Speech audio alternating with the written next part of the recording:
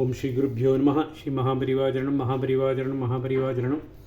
இங்கே தெய்வத்தின் குரல் பாகம் 5 சங்கர சரித்தம் என்ற தலைப்பில் பெரியவா சொல்கிறது மேலே வாசிக்கிறேன். இது பக்கம் 402 ஆரம்பிக்கிறது. ஏன் சங்கல்ப மாத்திரத்தால் கூடாது, அது என்ன என்று பார்ப்பதற்கு பூர்வாங்கமாக ஒரு பெரிய கேள்வி. சரி, லோகத்தில் தர்மம் குறைகிறது, பரமாத்மா பரமகருணையோடு இது இப்படி வீணாக போக வேண்டாம், மறுபடி தர்மமாக வாழட்டும் என்று நினைக்கிறார். அப்படி அவர் சங்கல்பம் பண்ணிவிட்டாலே போதாதோர் தானாக பகவத் சங்கல்பம் நிறைவேற்றி விட்டு போகிறது. அதாவது அப்படி அவர் சங்கல்பம் பண்ணிவிட்டாலே போதாதோ, தானாக பகவத் சங்கல்பம் நிறைவேறிட்டு போகிறது. அதை விட்டுவிட்டு ஜென்மா இல்லாத அவர் எதற்காக ஜென்மா எடுத்து நாமரூபம் இல்லாதவர் அதுகளை வாரி போட்டு கொண்டு வந்து அவதாரம் என்று ஒன்றை பண்ணி நம் மாதிரியே ரொம்ப யத்னங்கள் பண்ணி சண்டை கிண்டை எல்லாம் போட்டு சம்ஹாரங்கள் பண்ணி அதில் தாமும் கூட அடி உதை வாங்கி கொண்டு அவஸ்தைப்பட வேண்டும். அவதாரத்தில் அவரும் நமக்கு இருக்கிற எல்லா கஷ்டங்களும் தான் படுகிறார். வெளியிலிருந்து வருகிற கஷ்டம் மட்டுமில்லை, சச்சிதானந்த ஸ்வரூபம் எனப்படும் அவருமே அவதாரங்களில் நம் மாதிரி கோபப்படுகிறார், அழுகிறார், சிங்காரம் பண்ணுகிறார். இதெல்லாம் எதற்காக? தர்ம சம்ஸ்தாபனம் பண்ணட்டும்.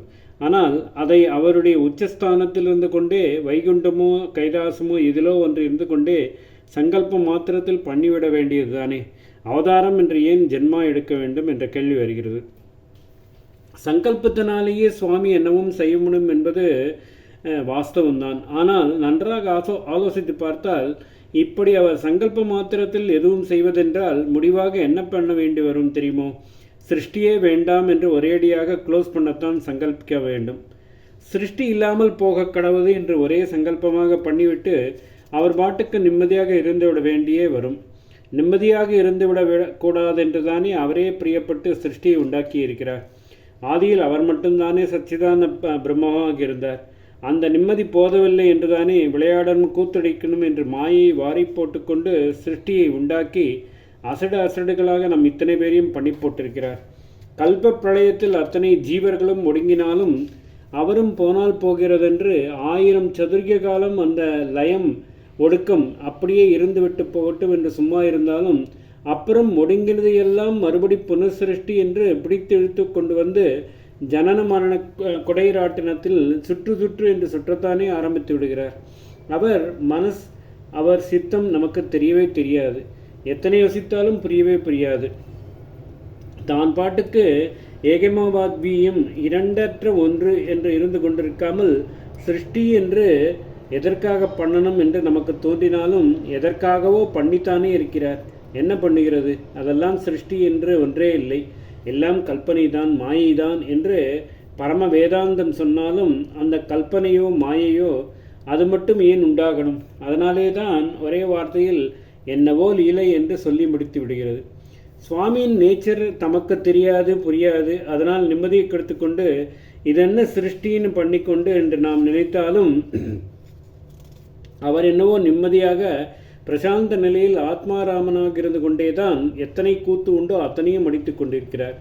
கூத்தடிப்பதனால் நிம்மதி போகவில்லை. ஆதலால் கூத்தை முடிக்கவே மாட்டார், சிருஷ்டியை க்ளோஸ் பண்ணவே மாட்டார். அவர்தானே வேண்டுமென்று, அதாவது வேணும்னு என்று சுவைத்து கூறுகிறார்கள், இனாகுரேட் பண்ணி ஜாம் என்று நடத்தி கொண்டிருக்கிறார்.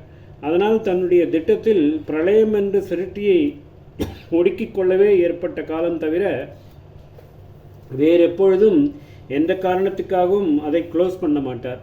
அது இருக்கட்டும்,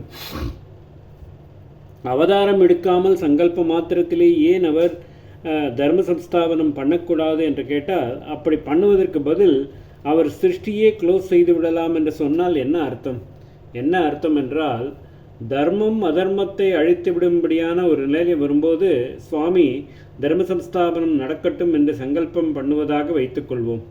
இந்த தர்ம சம்ஸ்தாபனம் சாஸ்வதமாக நிலைத்து இருக்கட்டும் என்று அவர் சங்கல்பிக்க முடியுமா? முடியாது. ஏனென்றால் இப்படி லோகம் பூரா ஒரே தர்மமயமாகி அப்படியே இருந்து கொண்டிருந்தால் எந்த ரசபேதங்களுக்காக அவர் இப்படி விசித்திரமாக ஜீவ சிருஷ்டியை உண்டாக்கி இருக்கிறாரோ அதுவே இல்லாமல் போய்விடும். லீலை விளையாட்டு என்றால் எதிரெதிர் கட்சிகள் டக் ஆஃப் வார் இழுத்துக்கொண்டு எதிரெதிரே 2 கட்சிகள் பந்தை இந்த பக்கம் அந்த பக்கம் உதைத்து கொண்டு விழுந்து வாரிக்கொண்டு வெற்றி தோல்வி ஏமாற்றம் எதிர்பார்க்காத அதிர்ஷ்டம் கோபம் சந்தோஷம் அழுகை குஷி என்று பலவித உணர்ச்சிகளில் மாட்டிக்கொண்டால் தானே விறுவிறுப்பாயிருக்கும். லீலா நாடகம் என்றால் நாடகத்தில் நவரசமும் இருக்கணுமோ இல்லையோ?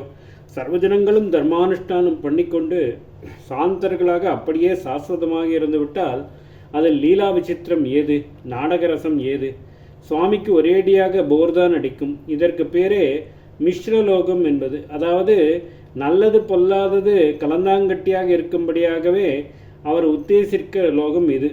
ஒரே பொல்லாததாக அசுரலோகம், ஒரே சந்தோஷமாக தேவலோகம், கந்தர்வ லோகங்கள், ஒரே சாந்தியாக தபோலோகம், சத்தியலோகம் இத்தியாதி என்று அவர் சிருஷ்டியில் பண்ணி அதிலெல்லாம் தாம் அழுத்து சலித்து போகாமல் இருப்பதற்காகத்தான் நம் லோகத்தை மிஸ்ரலோகமாக பண்ணி ஜீவர்களுக்கு பல தினசாகவும் கர்மா செய்ய ஓரளவு சுவாதந்திரத்தை கொடுத்து விளையாட்டு பார்ப்பது. அதனால் இந்த ஜீவ சுவாதந்திரியத்தின் சுவாரஸ்யமே அடியோடு போய் எல்லோரும் இக்காலமும் தர்மிஷ்டராக ஆகிவிட்டால் இந்த லோகமே பகவான் பார்வையில் மெக்கானிக்கலாக போய்விடும். மிச்சரலோகமாக இருக்க வேண்டியது அப்படி இல்லாமல் அமைச்சரமான கலப்பில்லாத தர்மலோகமாகிவிட்டால் அதை க்ளோஸ் பண்ண வேண்டியது தானே. ஓம் ஸ்ரீ குருப்யோ நமः. ஸ்ரீ மகாபரிவாச்சரணம் மகாபரிவாச்சரணம் மகாபரிவாச்சரணம்.